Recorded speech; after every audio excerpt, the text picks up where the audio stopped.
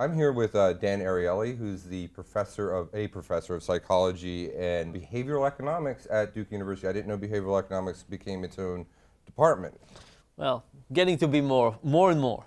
And he's also the author of a book probably many people have heard of called Predictably Irrational. And a lot of your work as a behavioral economist is centered around the idea that we are not rational people. We don't behave in a rational way. We are irrational, but the way that we are irrational is predictable, meaning we have patterns of irrationality. Can you explain just a little bit about that? So, standard economics believe that people are perfectly rational, have some assumptions about that, and starting from the idea that people are perfectly rational, you go ahead and you make recommendation or analysis of what's going on. We don't make assumptions. We say, let's just put people in different situations and see how people behave, and when we do that, we find that people are often not perfectly rational.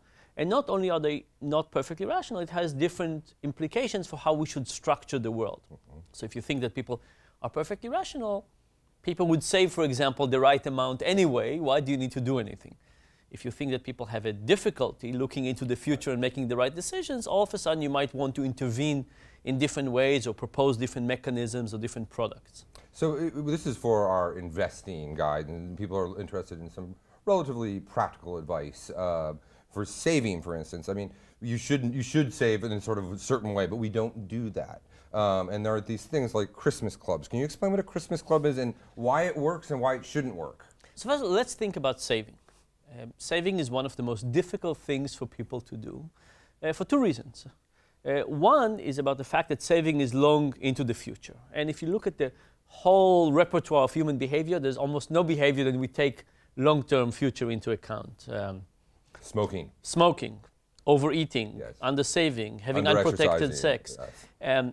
Texting and driving. I mean, you think about all of those things, there's not a single thing that you say people are really good and think about the long-term behavior. The other thing about saving is that when you save something, you know what you're giving up now, but you're not sure what you're getting later. So you have a concrete thing. Now, I really want this bicycle, I really want to go to this restaurant, I really want a bottle of wine. What are you getting in the future? Unclear. And we discount uncertainty to some degree. So between those two things, saving is incredibly tough. And because of that, we create all kinds of mechanisms to help people overcome those irrationalities. One of them is forced saving. Right? If you can create that, that's very good. Another one is Christmas clubs. And what are Christmas clubs? Christmas clubs are the idea that in advance, sometimes we know that saving is a good idea. So we pre-commit to that idea, and then we basically are forced to save that money. And what's special about Christmas clubs is that they don't let us take the money before the time is up. So it's a binding mechanism that you can think about one time, say, hey, this is a good idea. You enroll, and then you're basically tying yourself up. You can't change your mind. And people try it in all kinds of ways. Joining a gym. You say, I really want to exercise. Yes. Let me pay a lot of money, and if I pay a lot of money, I'll feel guilty, and that will force me to go. You know what? It works a little bit, but then guilt goes away. But if we can create mechanisms that force us to behave in a good way, that's very effective. And we've done it in all kinds of ways. We show that it is good for improved health, improved eating. There's all kinds of things that you don't need people to make the right decision all the time. You need to catch them at a moment of clarity and get them to commit to something that will work for them. So it's like Alcoholics Anonymous. You'll have that one moment of clarity and then you'll go from there. So what's another piece other than savings and sort of forced enrollment and savings plans, 401k type things, Christmas clubs, whatever. Why do people do things, for instance, I know of people that have large credit card debts and they're paying God knows what in interest. I mean, some usurious rate, right? But they have more than enough money in their bank account to pay that off, and that's only earning them what 6%. So this idea that we have different accounts and we think about them differently is something called mental accounting, and people just don't think about money as one pot. We have saving and we have spending, and because of that, we could do things that are incredibly inefficient. From that perspective. In terms of kind of practical suggestions that come from behavioral economics, here's a few ways to think about it. First is saving is all about what we're not spending.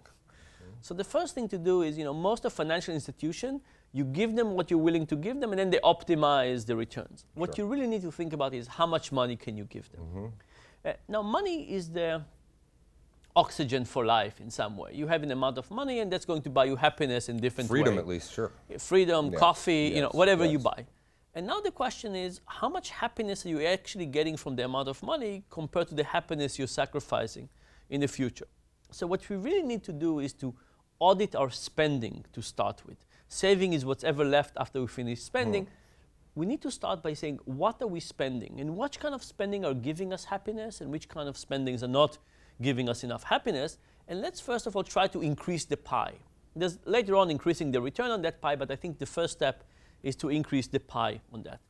And you know what? We don't always know.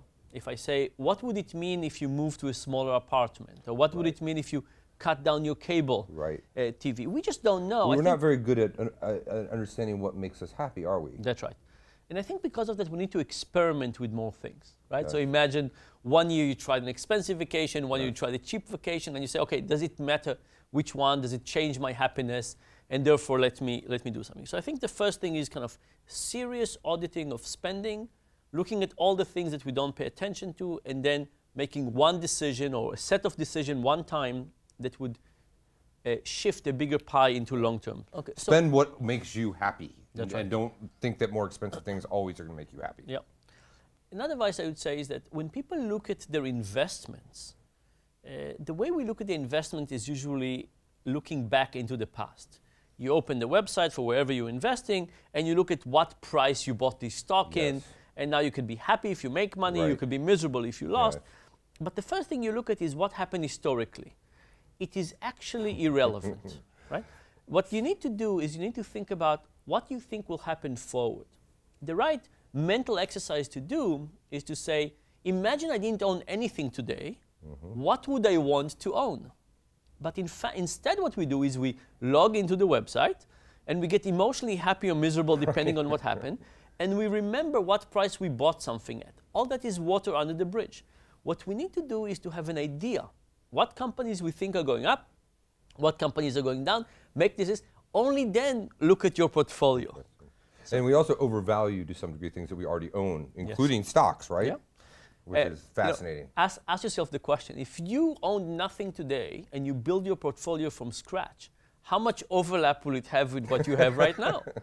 If it has a big overlap, then you must recognize that it's because of kind of friction, that you're basically attached to what you've done before and not because it's the right decision.